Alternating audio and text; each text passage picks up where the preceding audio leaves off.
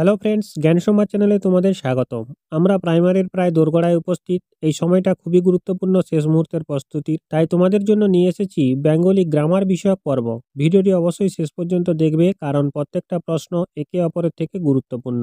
চলো শুরু করা যাক। খাসমহল কোন সমাস? কর্মধারয়, তৎপুরুষ, অব্যয়ীভাব, বহুব্রীহি। সঠিক উত্তর অপশন এ, কর্মধারয় সমাস। খাস শব্দটি বিশেষণ আর মহল শব্দটি বিশেষ্য। আগের পদ বিশেষণ আর পরের পদ বিশেষ্য হলে সেটি কর্মধারয় সমাস হয়। ঠিক আছে। বিস্ময়াপন্ন সমস্ত পদটির সঠিক ব্যাসবাক্য কোনটি? বিস্ময় দ্বারা আপন্ন, বিস্ময়ে আপন্ন, বিস্ময়কে আপন্ন, বিস্ময়ে যে আপন্ন। সঠিক উত্তর অপশন সি, বিস্ময়াপন্ন সমস্ত পদটির ব্যাসবাক্য হল বিস্ময়কে আপন্ন। এটি দ্বিতীয়া তৎপুরুষ সমাস। বিনা পানি এটি কোন সমাস? দ্বিগু সমাস, অব্যয়ীভাব সমাস, বহুব্রীহি সমাস, কর্মধারয় সমাস। সঠিক উত্তর অপশন সি, বিনা পানি অর্থাৎ বিনা পানিতে যার। ব্যাধিকরণ বহুব্রীহি সমাস। কোন সমাসে ব্যাসবাক্য হয় না? দ্বন্দ্ব সমাস, নিত্য সমাস, তৎপুরুষ সমাস, কর্মধারয় সমাস। সঠিক উত্তর অপশন বি, নিত্য সমাসে ব্যাসবাক্য হয় না। যে সমাসে সমস্যমান পদ দ্বারা সমাস বাক্য হয় না, অন্য পদের দ্বারা সমস্ত পদের অর্থ প্রকাশ করতে হয়, তাকে নিত্য সমাস বলে।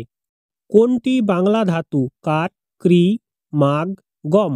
সঠিক উত্তর অপশন এ, কাঠ। মৌলিক ধাতুগুলোকে তিন ভাগে ভাগ করা হয়: বাংলা, সংস্কৃত ও বিদেশি ধাতু। বাংলা ধাতুর উদাহরণ হচ্ছে কাঠ, কাঁধ, যান, নাচ ইত্যাদি। ফুলদানি শব্দের দানির ভাষিক নাম কি? শব্দপ্রত্যয়, শব্দ, শব্দধাতু, শব্দ বিভক্তি। সঠিক উত্তর অপশন এ, শব্দপ্রত্যয়। শব্দের শেষে যেসব প্রত্যয় অর্থাৎ বর্ণ যোগ হয়ে নতুন শব্দ গঠিত হয় তাকে তদ্ধিত প্রত্যয় বা শব্দপ্রত্যয় বলে। প্রশ্নে ফুলদানি শব্দের দানি তদ্ধিত প্রত্যয় বা শব্দপ্রত্যয়। মাধ্যমিকের প্রকৃতি প্রত্যয় কোনটি? মাধ্যযুক্ত স্নিক, মাধ্যযুক্ত মিক, মাধ্যমিক যুক্ত অ, মধ্যম যুক্ত স্নিক। সঠিক উত্তর অপশন ডি, মাধ্যমিকের প্রকৃত প্রত্যয় হচ্ছে মধ্যম যুক্ত স্নিক। কোনটি সংস্কৃত তদ্ধিত প্রত্যয়ের উদাহরণ? মানব, পানীয়, জয়, স্মরণীয়। সঠিক উত্তর অপশন এ, মানব। মূর্ধন্য মূর্ধন্য প্রত্যয় অপত্য অর্থে ব্যবহৃত হয়, যেমন মনুযুক্ত মূর্ধন্য মূর্ধন্য সমান মানব, যদুযুক্ত মূর্ধন্য সমান যাদব। তাই সঠিক উত্তর হচ্ছে মনুযুক্ত মূর্ধন্য সমান মানব। কোন শব্দটিতে বিদেশি প্রত্যয়ের প্রয়োগ ঘটেছে? কানকাটা, চালবাজ, দিগ্গজ, ব্যাককেলে। সঠিক উত্তর অপশন বি, চালবাজ। প্রদত্ত বাক্যে চালবাজ শব্দটিতে বিদেশি প্রত্যয়ের প্রয়োগ ঘটেছে। এছাড়া বিদেশি প্রত্যয় যোগে গঠিত শব্দ হল কলমবাজ, গালিবাজ, ধোঁকাবাজ ইত্যাদি ইত্যাদি। কাজল কালো এর সঠিক ব্যাসবাক্য কোনটি? কাজলের ন্যায় কালো, কাজল রূপ কালো, কাজল ও কালো, কালো ও কাজল। সঠিক উত্তর অপশন এ, কাজলের ন্যায় কালো। কাজল কালো একটি উপমান কর্মধারয় সমাসের উদাহরণ, আর এখানে বিশেষণ পদ উপস্থিত। বর্গের কোন বর্ণসমূহের ধ্বনি মহাপ্রাণ ধ্বনি? তৃতীয় বর্ণ, দ্বিতীয় ও চতুর্থ বর্ণ, প্রথম ও দ্বিতীয় বর্ণ, দ্বিতীয় ও তৃতীয় বর্ণ। সঠিক উত্তর অপশন বি, দ্বিতীয় ও চতুর্থ বর্ণ। যে ধ্বনি উচ্চারণের নিঃশ্বাস জোরে সংযোজিত হয় তাকে বলা হয় মহাপ্রাণ ধ্বনি। বর্গের দ্বিতীয় এবং চতুর্থ বর্ণ বা ধ্বনিকে বলা হয় মহাপ্রাণ ধ্বনি, যেমন খ, ঘ, ছ, ঝ, ঠ, ঢ ইত্যাদি। বর্গের প্রথম ও তৃতীয় বর্ণ অল্প প্রাণ ধ্বনি এবং পঞ্চম বর্ণ হল নাসিক্য ধ্বনি। পুষ্প সৌরভ কোন সমাসের উদাহরণ? তৎপুরুষ, কর্মধারয়, অব্যয়ীভাব, বহুব্রীহি। সঠিক উত্তর অপশন এ, তৎপুরুষ সমাস। পুষ্পের সৌরভ সমান পুষ্প সৌরভ, ষষ্ঠী তৎপুরুষ সমাস। ঠিক আছে। কোনটি মৌলিক শব্দ? মানব, গোলাপ, একাঙ্ক, ধাতব। সঠিক উত্তর অপশন বি, গোলাপ। যেসব শব্দ বিশ্লেষণ করা যায় না বা ভেঙে আলাদা করা যায় না সেই সব শব্দকে মৌলিক শব্দ বলে, যেমন গোলাপ, তিন, নাক, লাল ইত্যাদি। অন্যদিকে মানব সমান মনুযুক্ত মূর্ধন্য, একাঙ্ক সমান একযুক্ত অঙ্ক ও ধাতব হচ্ছে ধাতুযুক্ত মূর্ধন্য। এগুলোকে ভাঙা যায়, তাই এগুলো সাধিত শব্দ। সিঙ্গার রসকে বৈষ্ণব পদাবলিতে কি রস বলে? ভাবরস, মধুর রস, প্রেম রস, লীলারস। সঠিক উত্তর অপশন বি, মধুর রস। কাব্য সাহিত্যে সিঙ্গার, হাস্য, করুণ, বীর, অদ্ভুত, বীভৎস প্রভৃতি রসের সন্ধান পাওয়া যায়। বিভিন্ন প্রকার ভাব থেকে রসের উৎপত্তি। বৈষ্ণব সাহিত্য ও সাধনার পাঁচ পন্থা: শান্ত, দাস্য, সখ্য, বাৎসল্য, মধুর রস। বৈষ্ণব পদাবলিতে মধুর রসের মধ্যে রাধাকৃষ্ণের রূপকাশ্রয়ে ভক্ত ও ভগবানের নিত্য বিরহ মিলনের লীলা বৈচিত্র্যের পরিচয় পাওয়া যায়। ঠিক আছে। শিখণ্ডী শব্দের অর্থ কি? পায়রা, কোকিল, খরগোশ, ময়ূর। সঠিক উত্তর অপশন ডি, ময়ূর। শিখণ্ডী শব্দের অর্থ ময়ূর। এছাড়াও ময়ূরের অন্য সমার্থক শব্দ হলো শিখি, কলাপি, পহি। আর পায়রার সমার্থক শব্দ হচ্ছে কবুতর, কপোত, পারাবত। কোকিলের সমার্থক শব্দ হচ্ছে পিক, পরভৃত। খরগোশের সমার্থক শব্দ শশক। বাগাড়ম্বর শব্দের সন্ধিবিচ্ছেদ হলো বাঘযুক্ত অম্বর, বাঘযুক্ত আড়ম্বর, বাঘযুক্ত অম্বর, বাঘযুক্ত আড়ম্বর। সঠিক উত্তর অপশন ডি।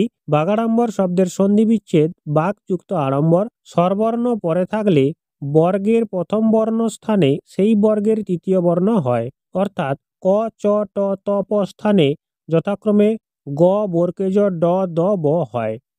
বন্ধন শব্দের সঠিক অক্ষর বিন্যাস কোনটি? ব যুক্ত দন্তেন যুক্ত ধ যুক্ত দন্তেন, বন যুক্ত ধন, ব যুক্ত দন্তন ধ যুক্ত দন্তেন যুক্ত ধন। সঠিক উত্তর অপশন বি। এক প্রয়াসে উচ্চারিত ধ্বনি বা ধ্বনি সমষ্টিকে অক্ষর বলে। অক্ষর উচ্চারণের কাল পরিমাপকে মাত্রা বলে। যেমন বন্ধন শব্দের সঠিক অক্ষর বিন্যাস হচ্ছে বন যুক্ত ধন। বহুব্রীহি সমাসবদ্ধ পদ কোনটি? জনশ্রুতি, অনমনীয়, খাসমহল, তপবন। সঠিক উত্তর অপশন বি, অনমনীয়। জন দ্বারা শ্রুতি, জনশ্রুতি, তৃতীয়া তৎপুরুষ সমাস। তপের নিমিত্ত বন সমান তপবন, চতুর্থী তৎপুরুষ সমাস। খাস যে মহল সমান খাসমহল, এটা হচ্ছে কর্মধারয় সমাস। নেই নমন যার, অনমনীয়, নং বহুব্রীহি সমাস। তাই সঠিক উত্তর হচ্ছে অপশন বি, অনমনীয়। সূর্য শব্দের সমার্থক শব্দ কোনটি? অর্ণব, অর্ক, প্রসূন, পল্লব। সঠিক উত্তর অপশন বি।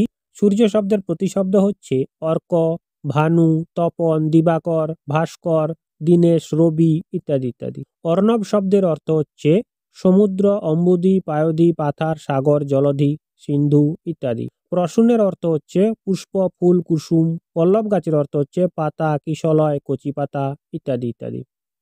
কোনটি বাগধারা বোঝায়? চৈত্র সংক্রান্তি, পৌষ সংক্রান্তি, শিরে সংক্রান্তি, শিব সংক্রান্তি। সঠিক উত্তর অপশন সি। শিরে সংক্রান্তি বাগধারাটির অর্থ হচ্ছে আসন্ন বিপদ, উপস্থিত মহাবিপদ, সামনেই বিপদ। চৈত্র সংক্রান্তি, পৌষ সংক্রান্তি এবং শিব সংক্রান্তি এগুলো বাগধারা নয়। কোন চরণটি সঠিক? ধনধান্যে পুষ্পে ভরা, ধন্য ধান্যে পুষ্পে ভরা, ধন্যে ধান্যে পুষ্প ভরা, ধন্যে ধান্য পুষ্পে ভরা। সঠিক উত্তর অপশন এ, ধনধান্যে পুষ্পে ভরা। উল্লিখিত চরণটি দ্বিজেন্দ্রলাল রায়ের রচিত ধনধান্যে পুষ্পধারা থেকে গৃহীত। কোন শব্দ গঠনে বাংলা উপসর্গ ব্যবহৃত হয়েছে? পরাকাষ্ঠা, অভিব্যক্তি, পরিশ্রান্ত, অনাবৃষ্টি। সঠিক উত্তর অপশন ডি, অনাবৃষ্টি। অনাবৃষ্টি শব্দটি বাংলা অনা উপসর্গ যোগে গঠিত। উজবুক শব্দটি কোন ভাষা হতে বাংলা ভাষায় এসেছে? ফার্সি, তুর্কি, পর্তুগিজ, আরবি। সঠিক উত্তর অপশন বি। উজবুক শব্দটি তুর্কি ভাষা থেকে বাংলা ভাষায় এসেছে। তুর্কি ভাষা থেকে আসা আরো কয়েকটি শব্দ হলো চকমক, তালাশ, বাবুর্চি, সওগাত, খোকা, বাবা ইত্যাদি। উপসর্গের সঙ্গে প্রত্যয়ের পার্থক্য: অব্যয় ও শব্দাংশ, নতুন শব্দ গঠন, ভিন্ন অর্থ প্রকাশ। উপসর্গ থাকে সামনে, প্রত্যয় থাকে পিছনে। সঠিক উত্তর অপশন ডি। উপসর্গ থাকে সামনে, প্রত্যয় থাকে পিছনে। যেসব অব্যয় শব্দ বা ধাতুর পূর্বে বসে মূল শব্দের অর্থের পরিবর্তন ঘটায় ও নতুন শব্দ গঠন করে তাকে উপসর্গ বলে। অন্যদিকে যেসব বর্ণ বা বর্ণ সমষ্টি ধাতু বা শব্দের পরে বসে নতুন শব্দ গঠন করে তাকে প্রত্যয় বলে। যেমন কাঁধ যুক্ত অন সমান কাঁদন, এখানে অন প্রত্যয়। যে ছন্দের মূল পর্বের মাত্রা সংখ্যা 4 তাকে বলা হয় স্বরবৃত্ত, পয়ার, মাত্রাবৃত্ত, অক্ষরবৃত্ত। সঠিক উত্তর অপশন এ, স্বরবৃত্ত। যে ছন্দরীতিতে উচ্চারণের গতিবেগ বা লয় দ্রুত অক্ষর মাত্রাতেই এক মাত্রার হয় তাকে স্বরবৃত্ত ছন্দ বলে। এই ছন্দের মূল পর্বের মাত্রা 4। বীরবল নিম্নোক্ত একজন লেখকের ছদ্মনাম: প্রমথ চৌধুরী, ধুরজুটি প্রসাদ মুখোপাধ্যায়, সুধীন্দ্রনাথ দত্ত, নবীনচন্দ্র সেন। সঠিক উত্তর অপশন এ, বীরবল প্রমথ চৌধুরীর ছদ্মনাম। প্রমথ চৌধুরী বিংশ শতাব্দীর অন্যতম প্রাবন্ধিক, কবি ও লেখক। তিনি বাংলা গদ্যে চলিত রীতির প্রবর্তক। তিনি বাংলা সাহিত্যে প্রথম বিদ্রুপাত্মক প্রবন্ধ রচনা করেন। তিনি সবুজপত্র পত্রিকা সম্পাদনার মাধ্যমে বাংলা সাহিত্যে চলিত রীতির প্রবর্তন করেন। লাপাত্তা শব্দের লা উপসর্গটা বাংলা ভাষায় এসেছে আরবি ভাষা থেকে, ফরাসি ভাষা থেকে, হিন্দি ভাষা থেকে, উর্দু ভাষা থেকে। সঠিক উত্তর অপশন এ, আরবি ভাষা থেকে। অক্ষীর সমীপের সংক্ষেপে হলো সমক্ষ, পরোক্ষ, প্রত্যক্ষ, নিরপেক্ষ। সঠিক উত্তর অপশন এ। অক্ষীর সমীপের সংক্ষেপণ হলো সমক্ষ। অক্ষীর অগোচর হচ্ছে পরোক্ষ। অক্ষীর সম্মুখে হচ্ছে প্রত্যক্ষ। তার বয়স বেড়েছে কিন্তু বুদ্ধি বাড়েনি, এটা কোন ধরনের বাক্য? যৌগিক বাক্য, সাধারণ বাক্য, মিশ্র বাক্য, সরল বাক্য। সঠিক উত্তর অপশন এ, যৌগিক বাক্য। একাধিক সরল বাক্য কোনো অব্যয় দ্বারা সংযুক্ত হয়ে একটি বাক্য গঠন করলে তাকে যৌগিক বাক্য বলে। যেমন তার বয়স হয়েছে কিন্তু বুদ্ধি হয়নি। এখানে দুটি সরল বাক্য, যেমন তার বয়স হয়েছে, তার বুদ্ধি হয়নি। যৌগিক বাক্যে এবং, ও, আর, কিন্তু, অথবা, অথচ, কিংবা, বরং, তথাপি এই অব্যয়গুলো দিয়ে দুটি সরল বাক্য যুক্ত হয়। এগুলো দেখে সহজেই যৌগিক বাক্যকে চেনা যেতে পারে। তবে কোনো অব্যয় ছাড়াও দুটি সরল বাক্য একসঙ্গে হয়ে যৌগিক বাক্য গঠন করতে পারে।